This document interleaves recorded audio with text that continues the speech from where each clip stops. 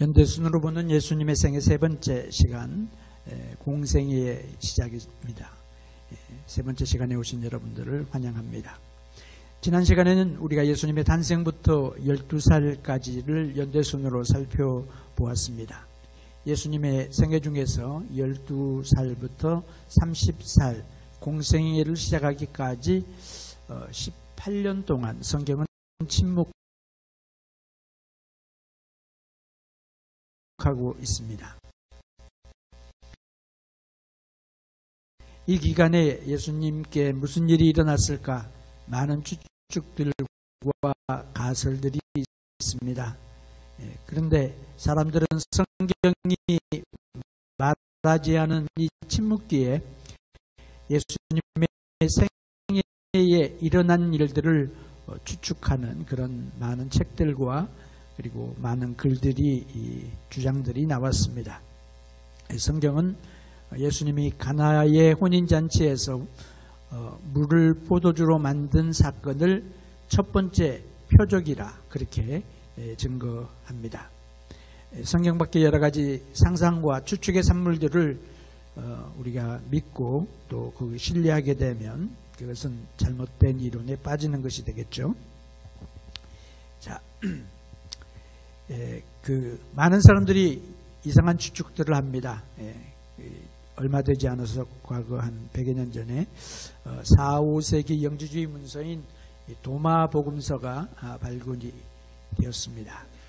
도마의 복음서를 보면 예수님이 어렸을 때에 많은 기적들을 행했다라고 증거하고 있습니다. 성경의 주장과 반대죠. 한국의 도우 선생이라고 하는 분이 거기에 대해서 시리즈로 강의한다는 이야기를 들었습니다. 저는 들어보진 않았지만 도마의 복음서는 도마가 쓴 복음서가 아닙니다. 후대 사람이, 그로부터 몇백 년 후의 사람이 도마의 이름을 빌려서 영주주의 관점으로 쓴 것입니다. 역사성을 봐도 그런 생각을 했던 사람이 있었다 하는 것은 알 수 있지만 그게 역사적인 사건이다 라고 말하기에는 너무도 많은 말이 틀리죠. 또 어떤 사람들은 예수님이 인도에 갔다, 불교를 배웠다. 어떤 사람은 예수님이 티벳에 가서 또 거기서 불교를 공부했다. 뭐 여러 가지 이야기가 있어요. 심지어는 예수님이 미국에 와서 인디언들을 만났다. 남미에 내려가서 또 전도를 했다. 뭐 이런 이야기들이 있지만 이런 것들은 역사성이 없고 또 주장이고 가설뿐입니다.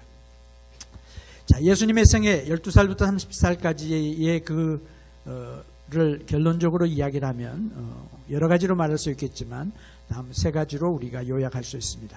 예수님은 그 기간 동안에 표적, 그러니까 기적을 행하지 않으셨다. 이 표적이라고 하는 말은 사도 요한이 즐겨 쓰는 표현입니다. 그래서 그냥 미러클이 아니라, 기적이 아니라 예수님이 행하신 이 기적에는 의미가 있는 거죠. 그래서 하나의 사인으로 예수님이 행하시는 거죠. 그래서 표적이라고 하는 말을 사용을 합니다. 그래서 성경이 가나의 혼인잔치가 첫 번째 기적이다, 표적이다 그렇게 말씀하셨기 때문에 우리는 그렇게 믿습니다. 두 번째로 예수님이 가르치거나 선포하지 않으셨습니다. 도마의 복음서나 그 외에 다른 여러 가지 또 주장들에 의하면 예수님이 뭐 다른 사역을 했다라고 하는 그런 이야기들이 있지만 예수님이 가르치거나 자기가 누구인지, 자기의 사명이 무엇인지 하나님 나라에 대하여 선포하지 않으셨어요. 그냥 참여하시고 그냥 듣기만 하셨습니다. 다른 유대인들과 똑같이 행동을 하셨습니다. 그래서 동네 사람들, 나사렛 사람들이 예수님의 독특한 그런 아이덴티티에 대하여 잘 모를 수밖에 없었겠죠. 그래서 전통에 따라서, 성경에 따라서 회당에 가셨던 것을 보게 됩니다. 당시의 회당 예배는 오늘 우리가 드리는 개신교 예배하고 상당히 많이 비슷합니다. 그래서 기도하고 성경 읽고 찬양하고 또 가르치고 권면하고 설교하고 설교처럼 그렇게 강론하고 우리 예배와 굉장히 비슷해요. 예수님이 12살부터 30세에 이르기까지 가정을 도왔습니다. 부모를 섬겼습니다. 아버지는 일찍 돌아가신 것 같아요. 그 뒤로 12살 이후로는 나오지 않은 것을 보면, 그리고 가장으로서, 소년 가정으로서 동생들과 어머니를 부양하다가 30세에 집을 떠나십니다. 그리고 예수님이 가버나움에서 사십니다. 예수님이 동굴에서 사시거나 방황하거나 광야에서 세례 요한처럼 포도주와 석청을 먹으면서, 포도주가 아니죠, 메뚜기와 석청을 먹으면서 그렇게 지나신 게 아니에요. 수도원 생활을 하신 게 아니에요. 지극히 평범한 그런 삶을 사셨습니다. 그리고 요단강에서 사촌인 세례 요한을 만남으로 사역을 시작하십니다. 세례 요한도 예수님과 인척관계가 있는 거 우리 알죠. 예수님의 생애 7부분인데 특별히 여러 가지 나누는 부분들이 있지만 우리는 이제 유월절을 중심으로 해서 나눈다고 했죠. 그 이유는 뭐냐? 이유는 예수님이 첫 번째 해에 뭐 하셨구나, 두 번째 해에 뭐 하셨구나 하는 것을 다른 구분보다 훨씬 더 쉽게 우리가 파악할 수 있기 때문에 그렇습니다. 그래서 7개의 구분 가운데서 우리 두 번째 예수님의 공생애의 시작 부분을 우리가 오늘 또 살펴보도록 하겠습니다. 자, 여러분에게 나누어 드린 여러 가지 사건표 있죠. 연대표 있죠. 전체를 다 드렸습니다. 혹시 이제 오타가 있으면 여러분이 고쳐주시면 좋겠고요. 그래서 두 번째 섹션은 예수님의 공생애의 시작인데, 예수님의 유년 시절에는 15개의 사건을 우리가 다루었죠. 근데 예수님의 공생의 시작에는 7개의 사건이 있습니다. 7개의 사건. 그래서 오늘은 이 7개의 사건을 중심으로 큰 사건들 우리가 중심으로 진행을 하려고 합니다. 자, 16번째 이제 사건이 되겠어요. 예수님의 공생의 시작에서 세례 요한의 설교가 나옵니다. 세례 요한의 설교는 모든 복음서가 다 기록을 했습니다. 마태, 마가, 누가, 요한이 증거를 했습니다. 세례 요한이 누굽니까? 성경에 예언된 예수님 메시아 앞서 보내신 엘리야가 바로 세례 요한입니다.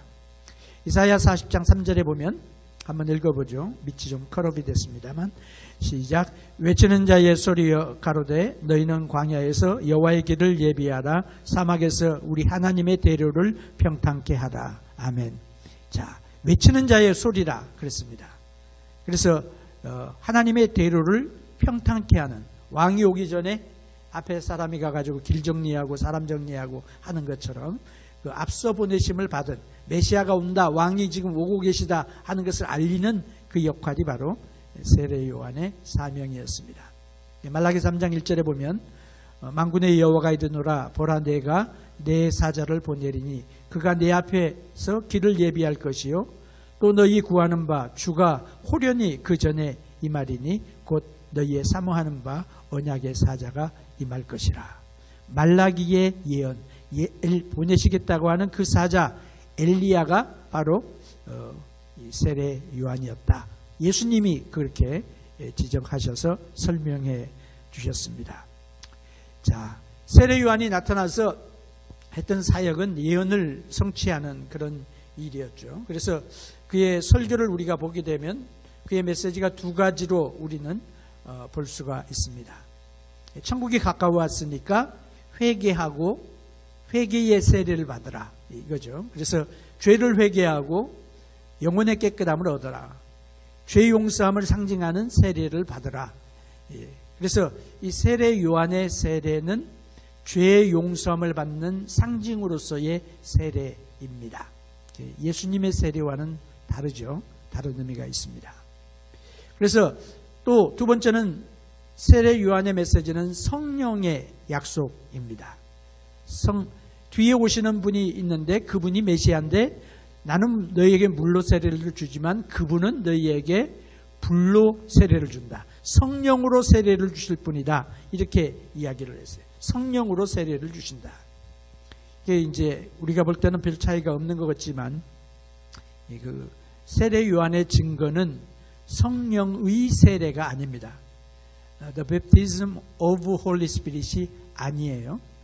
그것은 baptism of Holy Spirit은 요즘에 이제 여러 사람들이 사용하는데 성경에는 그런 표현이 없습니다. 그래서 성령의 세례는 성령이 주관하여서 세례를 주신다는 것인데, 항상 우리가 성령과 관계된 세례를 이야기할 때는 성령으로 세례입니다. Baptism with Holy Spirit입니다. 성령으로 세례를 받는다.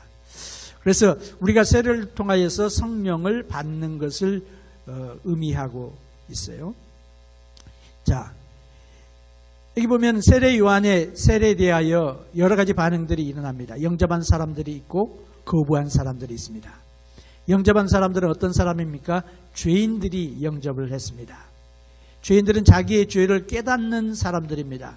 그래서 내가 지금까지 죄를 범하고 살았지만 하나님과 바른 관계를 가질 기회다라고 그것을 깨닫고 은혜의 기회로 깨닫고 하나님께로 돌아오죠. 심지어는 이방의 군인들도 돌아왔다. 그리고 그들이 세례 요한의 세례를 받았습니다. 또 어떤 사람들이 세례 요한을 영접했습니까? 메시아를 기다리는 사람들. 그래서 메시아의 오심을 기다리면서 정결함으로 자기를 준비하는 그런 사람들. 메시아가 오시니까 오시기 전에 내가 정결하게 준비되어야 되겠다 하는 그런 영적으로 깨어있는 사람들이 이제 이 세례를 받았어요. 세례 요한의 세례에 대하여 거부한 사람들이 있습니다. 어떤 사람들이죠? 스스로 의롭다고 생각하는 사람들. 예수님이 제일 싫어하시는 사람들이죠. 유대인의 종교적인 전통에 빠진 사람들은 거부했어요. 왜 우리가 죄인이냐? 우리는 아브라함의 자손이다. 우리는 율법을 지킨다. 자기 의의가 가득한 그런 사람들은 세례 요한의 세례를 거부했죠. 자기가 의롭다고 생각한 사람들이죠. 또 세례 요한을 거부한 사람들은 죄를 사랑하는 세상적인 사람들이에요. 그래서 죄에 빠져 사는 사람들은 죄를 사랑하기 때문에 죄가 좋은 거예요. 그래서 세례 요한의 세례를 거부하는 이 두 가지로 쫙 나누어지게 되죠. 예수님이 오실 때의 반응도 역시 이 두 가지로 나누어지게 됩니다. 자, 예수님이 이제 공생애를 시작하는데 17번째 사건입니다. 예수님이 세례를 받으셨습니다. 마태, 마가, 누가가 이 사실에 대하여 증거하고 있습니다. 이제 사실은 우리가 이제 세례라고 하는 표현, 그 베프티즘이라고 하는 그 표현은 우리는 세례로 번역을 하고 침례교회는 침례로 번역을 합니다. 그런데 이 세례는 유대인들에게 친밀한 것이었어요. 왜냐하면 유대인들에게는 뭐가 있냐면 정결법이 있습니다. 그래서 그들은 예를 들어서 제사장 의복을 입을 때에 먼저 씻죠. 머리부터 발끝까지 씻고 그리고 이제 정결법을 통과를 합니다. 개종되어서 유대인이 될 때에도 역시 이 정결법이 있습니다. 머리부터 발끝까지 씻고 그리고 할례를 받고 그리고 제물을 드리게 됩니다. 이제 이것이 이제 그때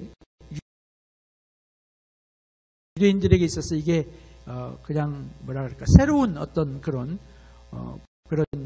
일이 아니었다고 하는 것을 우리가 알 수 있죠. 그래서 유대인들은 몸을 씻는 것 이것이 그들의 습관 속에 되어져 있죠. 그래서 이제 역사가 흐르면서 교회가 이제 우리 저희 장로교회도 이제 세례가 이제 좀 단순화됐죠. 그런데 그 의미가 달라졌기 때문에 그렇습니다. 의미가 달라졌고 그리고 이제 중요한 것은 그 어떤 예식의 모습이 아니라 예식을 행하라고 하신 그분의 그 명령, 그분의 그 뜻 이것이 이제 중요하다고 생각하기 때문에 조금 다른 모양으로 이제 하게 되는데 솔직히 말하면 그냥 물속에 탁 집어였다가 빼면 더 임팩트가 있겠죠.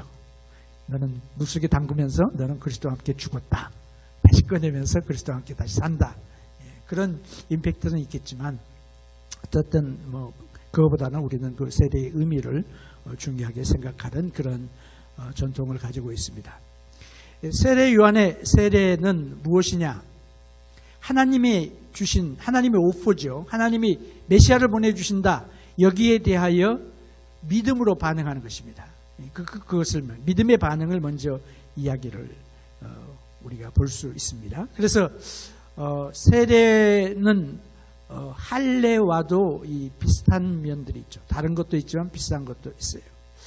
세례와 할례는 다르지만 그러나 일맥상통하는 부분들이 있습니다. 특별히 할례가 뭡니까? 하나님의 백성된 표로서 할례를 받는 거죠. 너는 하나님의 백성이다 하는 그 의미로 이제 할례를 행합니다. 이제 우리가 유아 세례를 행할 때에 유아 세례의 근거가 어디 있느냐? 바로 할례와 같은 그런 의미예요. 우리가 세례를 받는 것은 침례교에서 이야기하는 것처럼 세례를 받음으로 인하여 구원을 얻는 구원의 방편이 아니라 세례를 받는 것은 구원받았기 때문에 구원받은 표로서 받는 것이 이제 세례예요. 그래서 그분들이 생각하는 거와 우리가 생각하는 우리는 개혁주의 전통과 이제 침례교회 전통과 좀 차이가 있죠. 그래서 유아 세례의 근거가 어디 있느냐? 저는 할례에 있다고 생각을 합니다. 그래서 하나님의 백성들이 그 8살에 난 지 8일밖에 안 되는 애가 뭘 알겠어요. 그럼에도 불구하고 할례를 행하는 것은 얘가 하나님의 아들입니다. 딸입니다. 하나님의 남자에게 행했으니까 하나님의 백성입니다. 이제 그거죠. 그래서 하나님께서 이를 지키고 하나님의 백성다운 사람 되도록 만들어 주실 줄로 믿습니다. 이게 그 신앙의 고백, 부모의 신앙의 고백과 그것이 포함되어져 있죠. 바로 우리의 유아 세례도 그렇습니다. 그리고 세례 요한의 세례는 믿음으로 받는 것이지만 죄 용서함의 세례입니다. 죄 용서함. 여기에 우리가 포커스가 있음을 여러분 보시면 좋겠어요. 이왕 세례 이야기가 나왔으니까 우리가 세례에 대해서 자주 이야기하는 토픽이 아니잖아요. 그래서 예수님의 세례와 세례 요한의 세례를 비교해 보았습니다. 그런데 예수님의 세례는 어떤 유대 세례 요한의 세례처럼 한정적인 게 아니죠. 모든 사람들, 모든 족속들에게 세례를 베풀라 주님이 말씀하셨죠. 그리고 어떻게 세례를 받느냐? 물로 세례를 줬죠. 요한은. 근데 예수님의 세례의 포커스는 물이 아니라 어떻게 물속에 담기느냐, 그리고 물속에서 나오느냐, 이게 아니라 성령과 불의 세례입니다. 성령님의 역사가 강조되어져 있는 거죠. 그래서 성령과 불의 세례. 그리고 그 내용은 뭐냐면요. 세례 요한의 세례는 이제 천국이 온다. 다른 말로 하면 메시아가 온다 하는 건데, 우리가 생각하는 메시아와 세례 요한이 생각했던, 구약의 사람들이 생각했던 그 메시아는 좀 달라요. 왜 그러냐? 그 세례 요한이 생각했던 것은 역시 구약에 있는 그 메시지처럼 메시아가 오시면 뭐예요? 이제 하나님의 심판이 임하는 거예요. 원수들이 벌을 받는 거죠. 하나님의 징계를 받고 하나님의 공의가 이루어지는 거죠. 그래서 심판을 하는 것이 그 메시지인데, 예수님의 세례는 뭐냐? 예수님이 심판주이시다. 예수님이 구원자이시다. 구원주 되시다. 예수님이 우리의 구주이시다. 예수님이 강조되어지는 거죠. 그래서 심판주이심을 강조하고, 회개의 세례가 요한의 세례라고 할 것 같으면 예수님의 세례는 죄사함, 물론 회개 내용이 포함되어져 있죠. 그래서 세례 요한의 세례가 구원으로 이끌죠. 결국 회개하고 구원받잖아요. 회개하고 예수를 믿잖아요. 그래서 죄사함을 포함하지만 강조가 구원이에요. 구원. 예수님의 세례는 구원이에요. 그래서 주님이 그렇게 말씀하죠. 가서 모든 족속으로 제자를 삼아 아버지와 아들과 성령의 이름으로 세례를 주고, 그렇게 명령하시죠. 그래서 죄사함과 구원에 대한, 그리고 사도들이 사도행전에서 증거했던, 그리고 서신서에서 증거했던 내용들을 종합해 보면은 바로 이런 부분에 구원에 초점이 있는 것을 보게 되죠. 그리고 세례 요한의 세례는 과도기적이라고 할 것 같으면 예수님의 세례는 구원을 이루고 구원을 받은 그런 증거로서 우리가 받는 것이죠. 그래서 여러 가지 그 의미적으로, 그리고 실행면에서 차이가 있습니다. 그리고 세례 요한의 세례는 예수님이 이름으로 세례 준 거 아니잖아요. 그냥 죄 용서함 회개하고, 그리고 죄의 용서함 받았다 하는 그것을 이제 새 삶을 살라 그런 거지만 예수님이 명령하신 세례는 뭐예요? 아버지와 아들과 성령의 이름으로 세례를 주고 삼위일체의 그 근거를 한 그 이름으로 세례를 주는 것이죠. 그래서 근본적인 차이가 있는 것이죠. 근본적인 차이가 있고 뭐 여러 가지 이제 또 다른 의미가 있습니다만 조금 이제 다음 슬라이드에서 보도록 하겠습니다. 자, 예수님이 명령하신 세례를 이제 종합해 보면 죄 용서로 구원받음을 강조하고 있습니다. 그리고 중요한 것은 세례를 받을 때에 우리가 어떻게 되느냐? 성령을 받음을 예수를 믿습니다 라고 고백하잖아요. 예수를 믿고 우리가 세례를 받는데 그래서 세례 받기 전에 신앙 고백을 하게 하죠. 나는 예수 믿습니다. 예수 믿는 사람입니다. 이 고백을 하게 하는데 그 예수를 믿을 때에 어떻게 되느냐? 성령께서 우리 가운데 오시죠. 그래서 소위 말하는 이제 성령이 우리 가운데 임하시고 성령의 인치심을 받았다라고 하는 표가 되는 거죠. 성령 받는 것이 이 세례 속에 내포되어 있습니다. 그리고 중요한 것은 뭐냐면 우리가 세례를 받음으로 주님의 몸인 교회의 지체가 되는 것입니다. 그래서 우리의 그 기성교회의 세례가 바로 뭐냐면 멤버십이에요. 멤버십. 세례를 받아야 멤버가 되는 것입니다. 회원이 되는 거죠. 그래서 주님의 몸된 교회에 더하여진다 하는 그런 의미가 있어요. 그 예수님의 세례는 굉장히 그런 의미에서 획기적인 것입니다. 구약에 보면 뭐라고 약속했습니까? 성령이 우리 안에 거하신다고 이제 그 약속을 하셨죠. 그래서 구약 시대에 보면은 성령이 사사에게, 왕에게, 선지자들에게 또 제사장에게 임하셨습니다. 그래서 어느 기간 동안 임하셔서 그들로 하여금 일을 감당하게 하셨습니다. 사사가 바로 그런 거죠. 사울도 성령을 받았죠. 성령이 떠나셨죠. 다윗도 성령을 받았죠. 성령으로 충만해가지고 뭐 찬양도 하고 또 성령으로 충만해서 찬양할 때에 치료의 역사도 나타나고 악귀도 쫓겨나가고 뭐 그런 일들이 일어나는데 다윗이 제일 무서워한 게 뭐냐? 주의 성령을 내게서 거두지 마옵소서. 이게 이제 구약의 가장 핵심적인 성령님에 대한 그런 이슈였는데 메시아가 오시면 어떻게 되느냐? 성령이 특별한 한 사람, 두 사람, 특별한 어떤 사람에게만 임하는 것이 아니라고 하셨습니다. 성령이 모든 사람들에게 임하십니다. 늙은이나 젊은이나 여자나 남자나 자유자나 종이나 뭐 모든 사람들에게 임하십니다. 그리고 그래서 이제 그 오순절의 사건을 이제 사도들이 설명하면서 바로 그렇게 이야기하는 그 말의 내용이 바로 그것입니다. 성령께서 임하신 것이 임재가 메시아의 오심으로 성취가 되는 거죠. 그래서 예수님이 오심으로 인하여 성령께서 우리 가운데 거하시고 예수님이 우리 안에 거하시니까 예수의 영이신 성령께서 우리 가운데 거하시고 영원토록 떠나지 않으신다. 그렇게 약속이 이루어진 거죠. 그래서 예수님의 세례를 우리가 생각해 보면 이런 깊은 하나님의 놀라운 축복의 내용들이 여기에 담겨져 있습니다. 근데 우리가 이제 이런 질문이 생기죠. 예수님이 세례를 받으시는데 예수님이 왜 세례를 받으셨을까? 이제 몇 가지 그런 4가지 이유가 있어요. 먼저 간단히 설명을 하고 그다음에 조금 자세히 설명을 하겠습니다. 이것은 하나님께 순종하기 위한 것입니다. 마태복음 3장 15절에 보면 세례 요한이 내가 예수님 어떻게 세례를 제가 예수님께 줄 수 있습니까? 못합니다. 그러니까 예수님이 이렇게 행함으로 인하여 모든 의를 이루는 것이 합당하다. 그렇게 말씀하시니까 세례 요한이 순종하고 예수님께 세례를 줍니다. 그래서 하나님께 순종하기 위하여 세례를 받으셨어요. 그리고 두 번째, 죄인들과 동일시 하심, 동일시 되시는 거죠. To identify with sinners. To identify with sins. 그렇게 우리가 말할 수 있어요. 예수님은 죄가 없으세요. 그래서 사실은 세례 받을 필요가 없어요. 죄 용서함의 세례 요한의 세례 받을 필요가 없죠.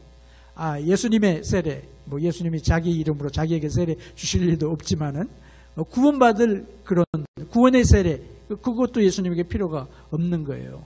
근데 죄인의 자리에 쓰셔서 죄인이 받는 세례를 예수님이 받으심으로 예수님이 죄인의 세계에 들어오셨다 하는 것을 모든 사람들 앞에서 보여주시는 것입니다.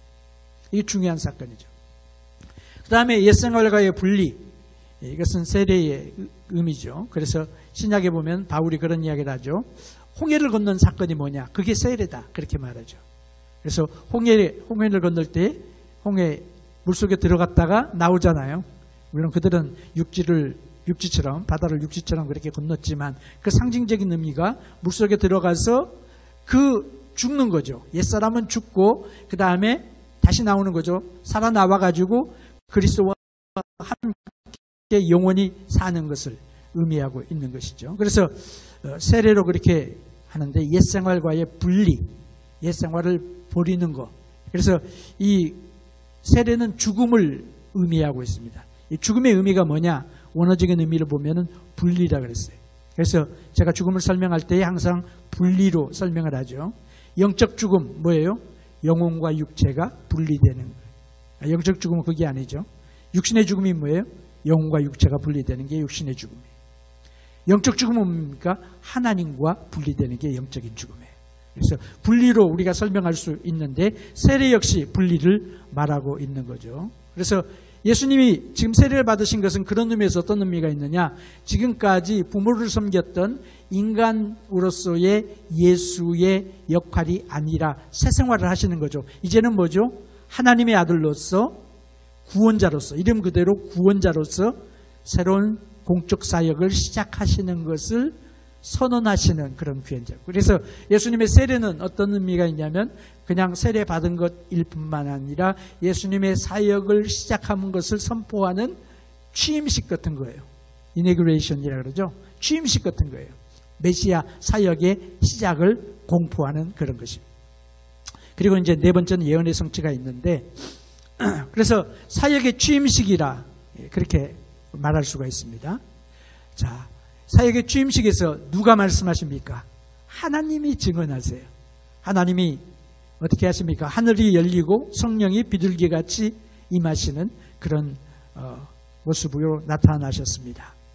성령의 은사들이 예수님께 임하는 거죠. 성령의 은사들이 임하고 상징적인 것이지만 동시에 강력한 그런 역사죠. 예수님은 하나님이시기 때문에 하나님 아버지와 성령님과 동일하신 힘과 능력과 그런 그 성품을 가지셨습니다. 그런데 육신을 입으신 예수님은 어떻게 일하시느냐?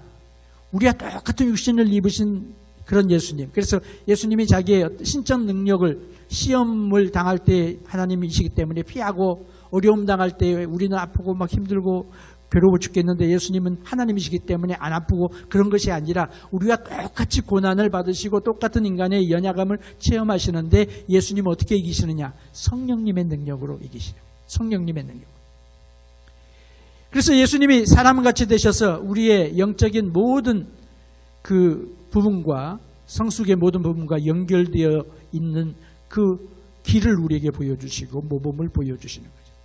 그래서 예수님을 그런 역사가 일어나고 그 다음에 하나님이 뭐라고 말씀하십니까? 이는 내 사랑하는 아들이요 내 기뻐하는 자라 너희는 저희 말을 들으라. 그렇게 말씀하시죠. 그래서 하나님이 증거하십니다. 예수님이 하나님의 아들이시고 메시아이시고 하나님의 보내심을 증거하십니다. 그리고 이 사건이 굉장히 의미가 있는 것은 뭐예요? 삼위일체 하나님이 동시에 현현하십니다. 동시에 나타나셨어요. 그래서 성부 하나님, 성자 예수님, 성령 하나님 삼위일체를 우리에게 가르쳐 주시는 거죠. 그게 이제 몇 군데 안 되는 그 구절 속에서 우리가 또 발견할 수 있죠. 구약에는 뭐 하나님의 복수로 뭐 여러 가지 그런 이야기는 우리가 나눴습니다만 그러나 삼위가 계시다 하는 것은 이제 오늘 여기 예수님의 세례 받으시는 것 그리고 또 예수님의 세례 속에 예수님의 포뮬러를 우리에게 주시죠. 어떻게 세례를 주냐? 아버지와 아들과 성령의 이름으로 세례를 주라. 하나님이 제일 높으시면 하나님의 이름으로 세례 주면 되잖아요. 근데 그게 아니라 삼위의 이름으로 세례를 주라고 말씀하셨어요. 그래서 여기에서부터 정말로 놀라운 하나님의 계시를 우리가 깨닫게 되죠. 삼위일체라고 하는 놀라운 그런 말씀을 우리가 새롭게 발견하게 됩니다. 이건 이제 제가 그냥 지나갈 수도 있는 슬라이드인데, 사실은 이거는 이제 설교학이나 성경 해석학이나 뭐 이런 데서 강의할 때 쓰는 슬라이드입니다만은, 이 에드먼드 클라운이라고 하는 분이 계세요. 이분이 이제 웨스트민스터 캘리포니아 총장도 하시고 뭐 그런 분인데, 우리가 이제 큐티를 많이 하잖아요. 큐티를 하면서 성경 읽으면서 이제 적용을 하는데, 큐티가 위험할 때가 있습니다. 그 뭐냐면 이제 내 마음대로 해석을 하게 되면 위험하죠. 예를 들어서 왼쪽 코너가 OT 텍스트죠. 뭐 올 테스트먼트 마찬가지고 뉴 테스트먼트 마찬가지예요. 근데 올 테스트먼트를 어떻게 해석하느냐? 가장 좋은 길은 사각형을 이루면서 가는 겁니다. 그래서 컨텍스트를 통하여, 문맥을 통하여, 혹은 상징주의를 통하여서 그 영적인 진리를 발견하는 거죠. 그래서 영적인 진리가 뭐냐? 그 영적인 진리를 깨달아 가지고 그걸 가지고 이제 무슨 과정을 거치냐면 History of Redemption and Revelation, 다른 말로 하면 계시와 구속의 그 역사를 통하여서 뭘 깨닫냐면, 이게 예수 그리스도가 안에서 어떻게 성취되었느냐, 이걸 발견하는 거예요. 예수 그리스도 안에서의 발견. 그리고 발견된 그 진리를 그 우리의 삶 속에서 적용하는 것입니다. 그게 어플리케이션이죠. 이게 뭐냐면 설교예요. 그래서 설교를 할 때 성경을 읽고 그냥 무조건 하는 것이 아니라 이 단계를 거쳐가지고 적정한 그런 성경 해석과 설교의 준비를 통하여 하나님 말씀을 선포를 해야 됩니다. 근데 많이 예를 들어서 올 테스트먼트를 그대로 바로 나에게 삶에 적용한다. 큐티하면서 우리가 이런 거 많이 하죠. 이렇게 되면 어떻게 되냐? 알레고리가 되는 것입니다. 알레고리는 풍유죠. 풍유. 그래서 알레고리의 대가가 오레건이라고 하는 분이 계시는데, 알렉산드리아의 신학자인데, 그분은 이제 토끼 신앙 뭐 이런 설교들을 했어요. 굉장히 은혜로운 설교예요. 토끼가 어떻느냐? 눈이 빨갛잖아요. 우리는 빨간 눈을 가져야 된다. 뭐예요? 기도 많이 해가지고 눈물을 흘리는 그런 기도의 생활을 해야 된다. 토끼 귀가 크잖아요. 네. 귀가 커서 잘 듣는단 말이죠. 우리는 하나님 말씀에 대하여 토끼 귀를 가져야 된다. 뭐 이런 식으로. 얼마나 은혜가 돼요. 얼마나 은혜가 되고 좋은 말이지만, 그러나 성경 해석의 입장에서 보면은 이건 잘못된 것이죠. 그래서 이런 것을 이제 우리가 큐티하면서도 그냥 예를 들어서 다음 슬라이드를 봅시다. 한번 지나가고 나중에 시간 있으면 제가 조금 더 깊게 재미있게 설명을 해드리겠습니다. 근데 하늘에 들려온 목소리에 대한 클라우니의 삼각형을 우리가 보게 되면, 목소리가 하늘로부터 들려온다. 이걸 갖다가 우리가 바로 내 생활에 적용한다고 생각해 보세요. 나도 하나님의 음성을 들어야 되겠다. 하나님, 오늘 나에게 하나님 나를 사랑한다는 음성을 들려주세요. 뭐 이렇게 되면 이건 잘못된 적용이 되는 것이죠. 그래서 여기에서 이제 강조하고 있는 것은 뭐냐면, 목소리가 하늘로부터 들려왔는데 그게 영적 진리가 뭐냐? 하나님은 예수 그리스도의 아들됨과 그에 대한 사랑을 알려주신다 하는 거죠. 내 사랑하는 아들이요, 내 기뻐하는 자다 하는 거죠. 그 의미가 뭐냐? 그 의미가 예수 그리스도 안에서 십자가에서 그리고 부활을 통하여 성취되는데, 예수님의 아들됨은 부활의 권능에서 나타나는 거죠. 그러면 그것을 통하여 우리에게 주시는 설교, 적용이 뭐냐? 그것은 성도가 그리스도 안에서 아들로서 입양되어진다. 뭐 이런 식으로 이제 그것을 우리가 영적 진리를 우리가 찾아내는 거죠. 그래서 예수님의 세례도 마찬가지입니다.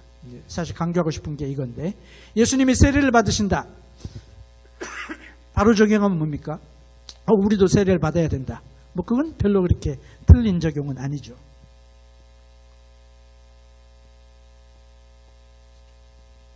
근데 영적인 진리가 뭡니까? 예수님은 자기 자신을 하나님이신 거룩하신 그분이 죄인된 백성들과 동일시하신다. 우리와 똑같은 자리에서 우리처럼 세례를 받으신 거예요.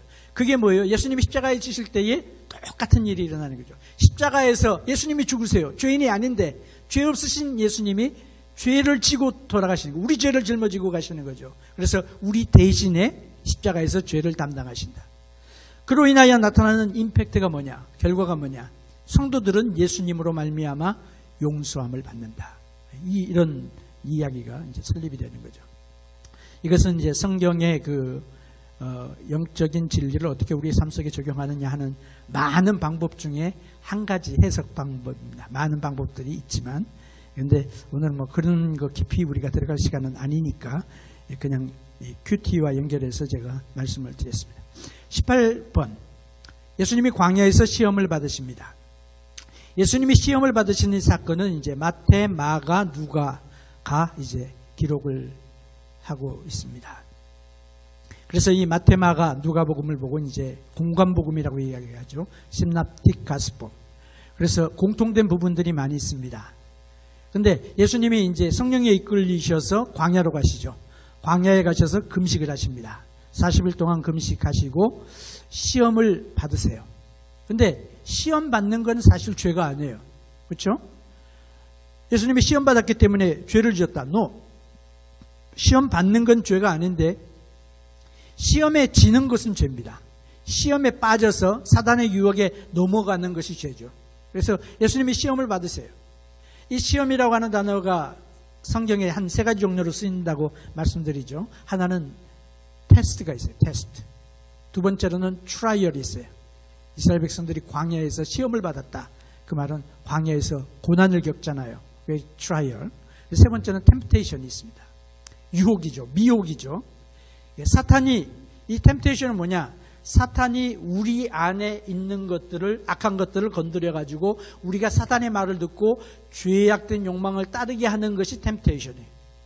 그래서 우리가 사단의 말을 듣고 따라가면 그게 이제 유혹에 빠지는 게 되는 거죠. 근데 예수님이 죄가 없으시잖아요. 예수님 안에 죄가 없기 때문에 감춰진 죄를 들춰낼 것이 없는 거예요. 들춰낼 것이 없는 거. 그래서 예수님의 그 시험과 우리가 경험하는 시험이 같은 것이지만 이런 본질적인 면에서는 문제가 있죠. 여기 보면은 이제 예수님의 시험을 세 가지로 이렇게 도표를 한 걸 제가 가져와 가지고 조금 도표를 고쳤습니다만, 시험을 받을 때 세 번째 시험이죠. 세 가지 시험. 돌이 떡이 되게 하라. 예수님이 노 하시죠. 탑 위에서 성전 꼭대기 세워놓고 거기서 뛰어내리라. 그러면 천사들이 너를 받을 것이다. 하나님이 붙잡아 주실 것이다. 예수님이 노 하시죠. 그 다음에 세상의 모든 이 부귀 영화 이런 것들을 보여주면서 나에게 경배하라. 그럼 내가 너에게 주겠다. 예수님이 노 하시죠. 근데 사탄이 예수님을 시험하는 시험은 우리의 시험과 달라요. 사탄이 거기에다가 조건절을 붙입니다. 만약에 내가 만약 하나님의 아들이거든, 하나님의 아들됨의 시험이에요. 만약에 내가 하나님의 아들이면 돌을 떡이 되게 하라. 그렇죠?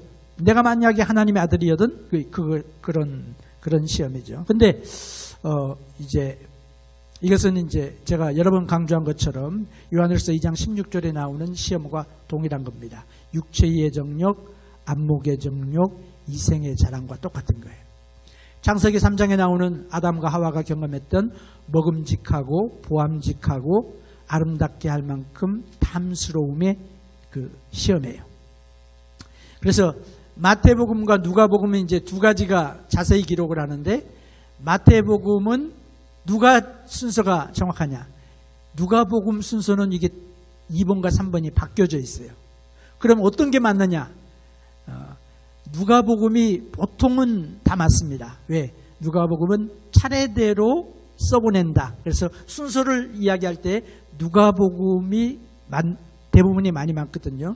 그래서 누가복음을 따라서 읽어가면은 거의 그 크로놀로지가 이제 이루어지는데, 이 예수님의 시험에 대한 부분에서는 마태복음의 순서일 것 같아요. 저는 개인적으로 그렇게 생각을 합니다. 누가복음은 이제 제목별 순서대로 기록을 했습니다. 그리고 이제 예루살렘에 대한 관심 때문에 아마 그것을 세 번째로 하지 않았나라고 추측을 합니다. 근데 어쨌든, 근데 사실은 하나님이 이미 증명해 주셨어요. 하나님이 뭐라고 이는 내 사랑하는 아들이요 내 기뻐하는 자라 말씀하셨어요. 하나님의 아들 되시면 하나님이 말씀하셨기 때문에 예수님은 증명할 필요가 없어요. 그렇죠? 아버지는 이미 아들에게 모든 것을 다 약속해 주셔요. 시편 2편 8절에 보면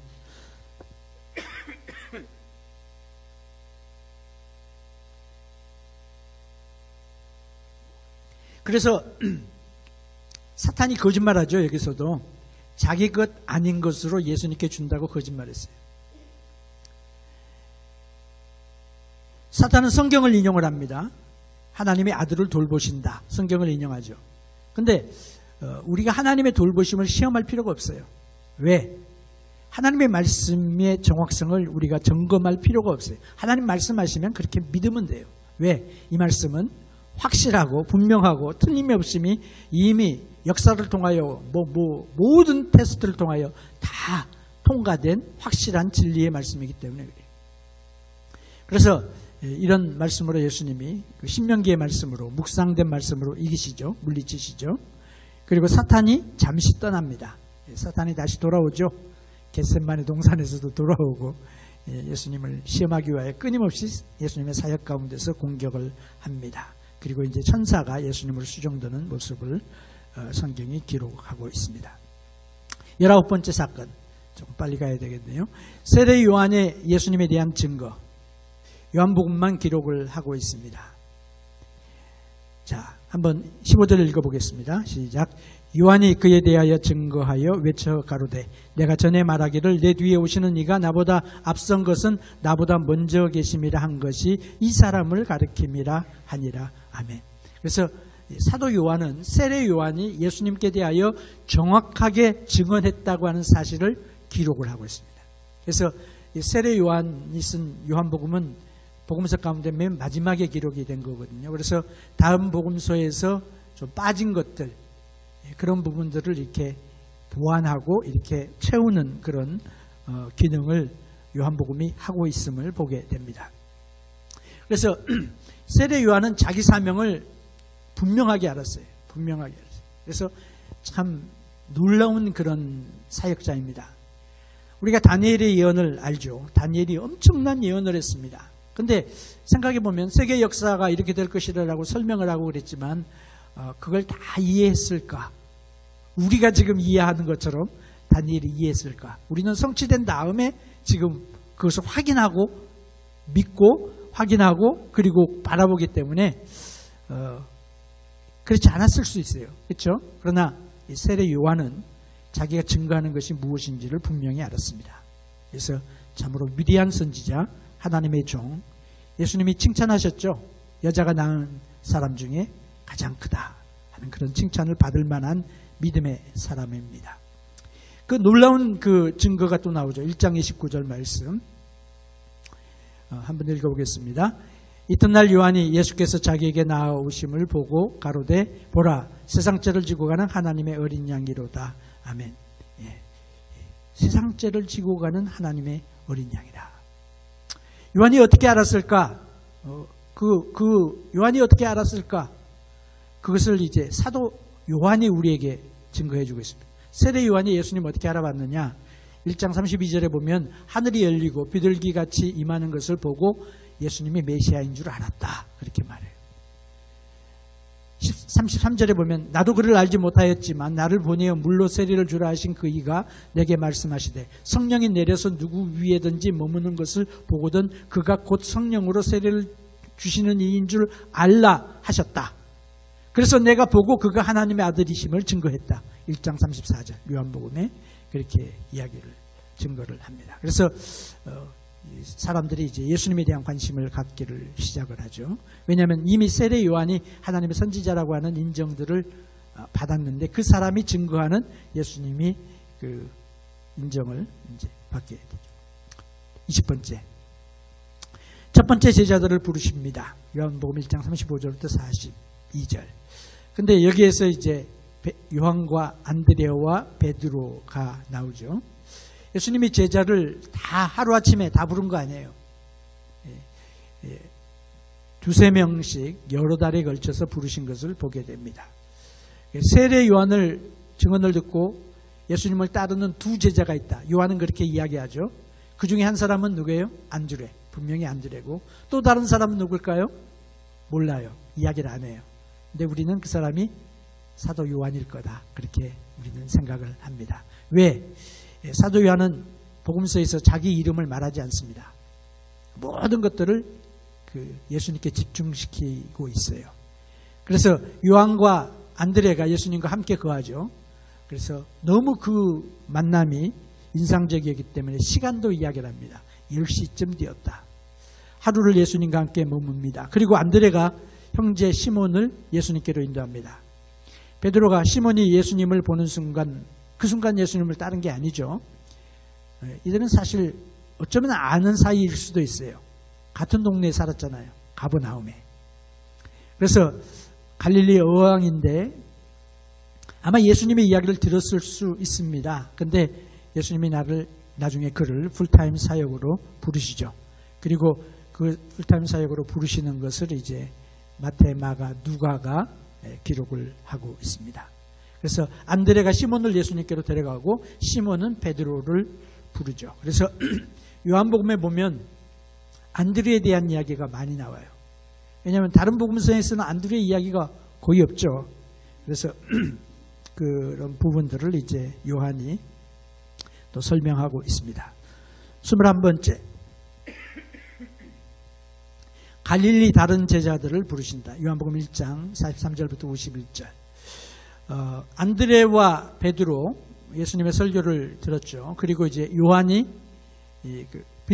빌립은 예수님이 직접 오라고 부르셨습니다. 빌립이 자랑할 만한 그런 면이 있어요. 직접 부르셨어요. 그래가지고 교회가 시작이 됩니다.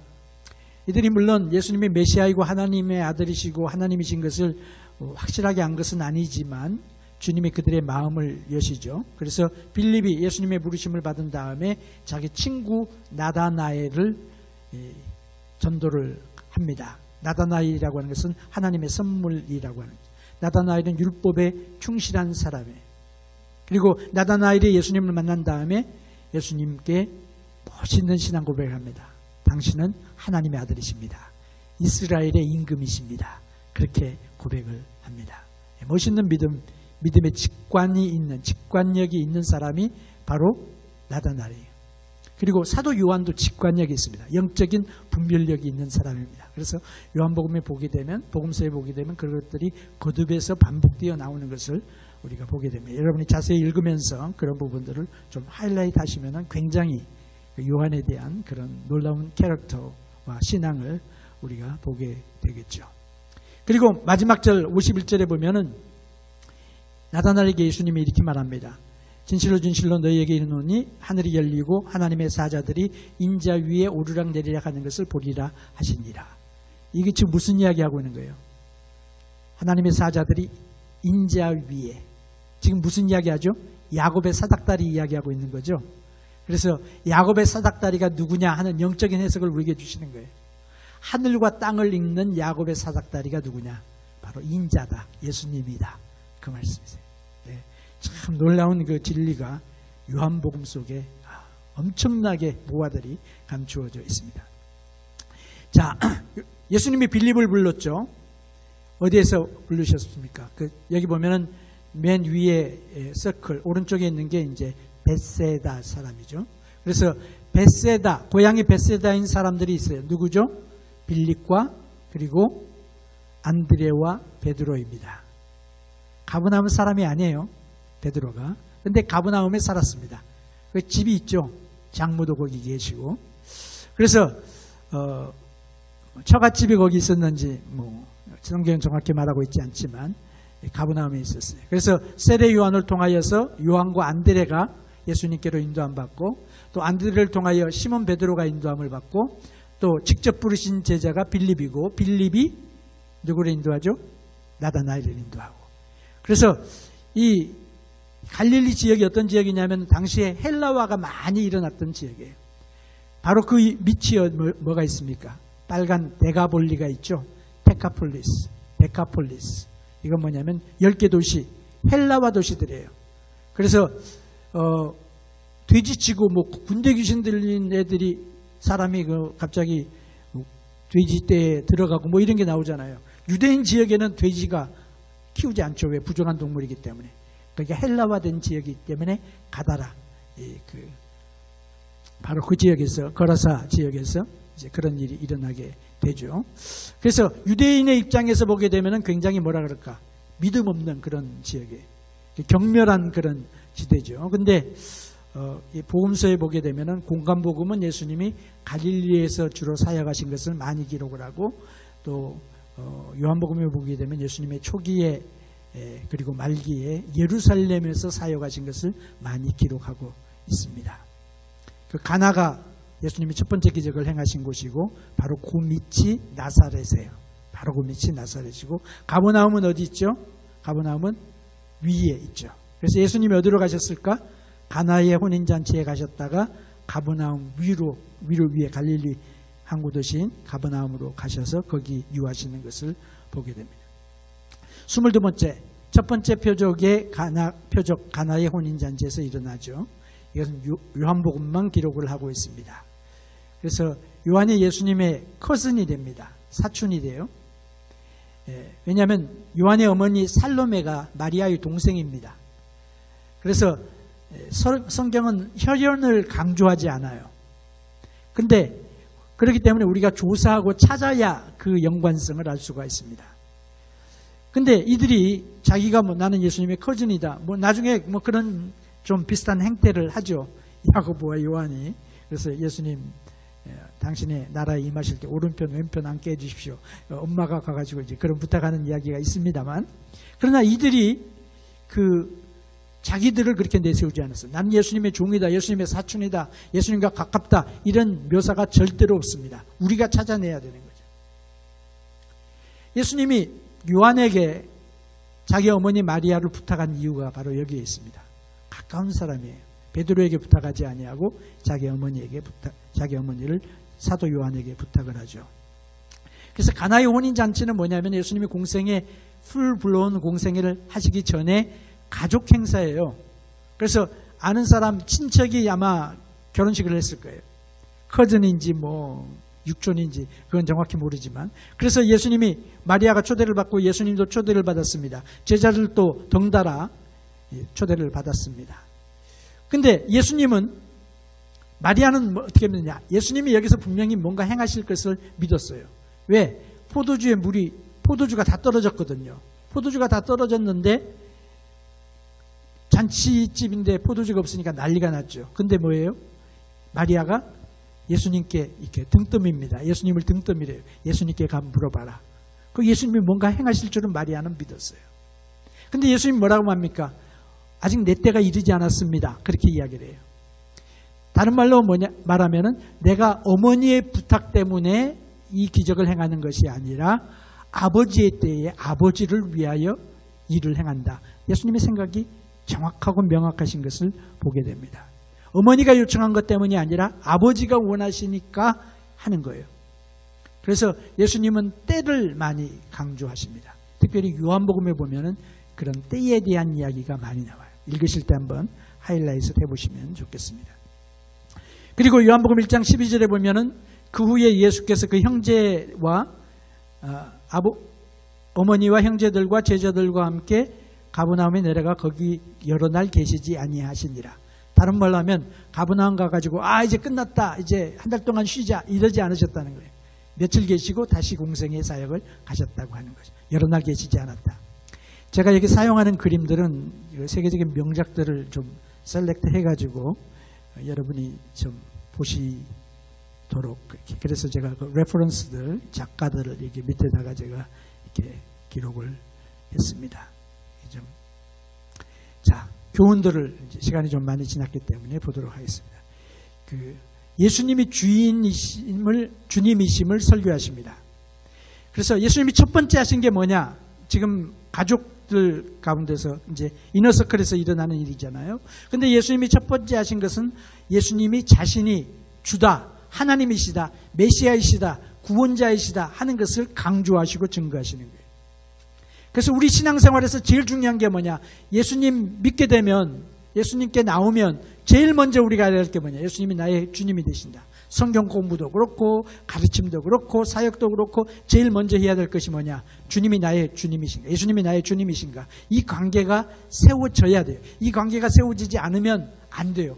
아무리 우리가 인간관계가 좋고 그런다고 할지라도 결국 관계 때문에 뭐 또 힘들어지고 떠나게 되고 뭐 이런 일이 일어납니다. 근데 이 관계가 세워지면 나머지는 자연스럽게 일이 진행이 되는 거예요. 그 다음에 순종이 중요하다. 예수님이 지금까지 세례, 시험 받으심 뭐 이런 거죠.